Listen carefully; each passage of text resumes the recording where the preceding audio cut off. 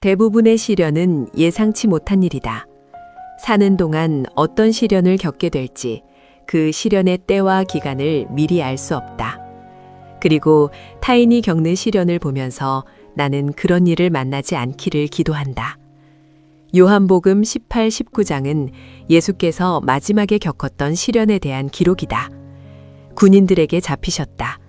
대제사장과 로마 총독에게 수모를 당하셨다. 흉악한 범죄자 취급을 받으셨다. 종들과 군인들에게 폭행당하셨다. 십자가 나무 형틀에 못 박혀 죽임당하셨다. 예수께서 잘못해서 겪은 일이 아니기 때문에 억울한 시련이었으나 하나님의 뜻을 이루어드리는 영광스러운 시련이 되었다. 예수님의 순환과 죽음의 현장과 주변에서 다양한 신분의 사람들을 만나게 된다. 어떤 사람은 예수님의 제자였고 어떤 사람은 종교적 또는 사회적으로 높은 신분이었다.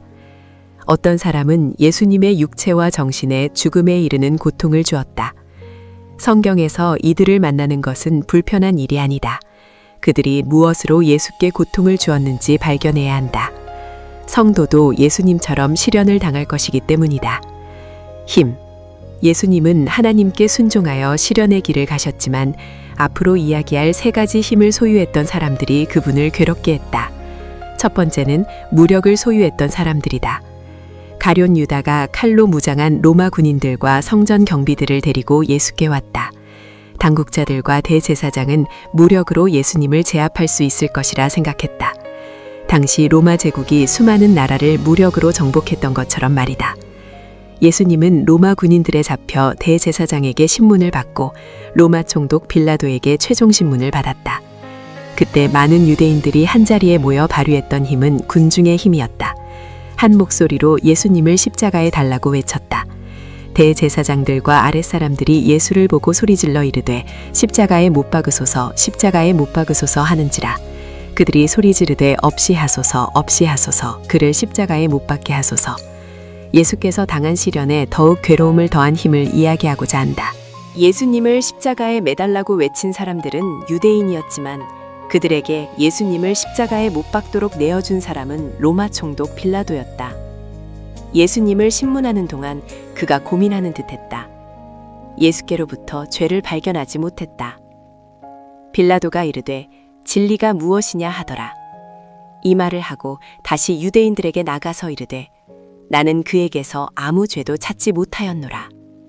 예수님을 풀어주고 싶었으나 빌라도의 생각을 바꾼 힘은 권력이었다. 빌라도는 정치적 계산을 했다. 양심의 판단이 아니라 로마 황제로부터 어깨 빌 것에 따라 판결했다. 무력과 군중과 권력이 세상을 움직인다고 믿는 사람들이 다수이다.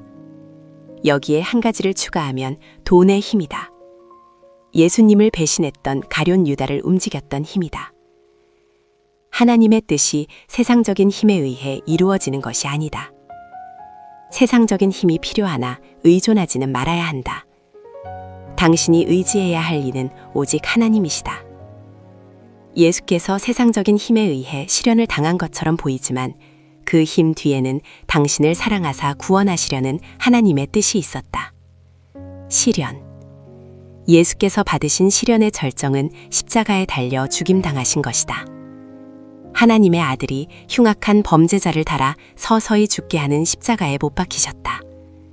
시련의 절정에 다다르기 전까지 그가 받은 시련 중 하나도 가볍지 않다. 가룟 유다는 예수님을 배신했고 예수께서 붙잡혀 신문을 당하는 동안 다른 제자들은 예수님을 떠났다. 다른 사람도 아닌 제자들이 예수님을 배반했다. 대제사장들과 로마 총독에게 신문당한 것을 생각해보자. 예수님은 하나님의 아들이다. 모든 피조물의 창조주이시다. 빛과 어두움을 나누신 하나님이시다. 그래서 선과 악을 판결하시는 재판관이 되신다. 하나님의 아들을 신문할 자격이 사람에게 있는가?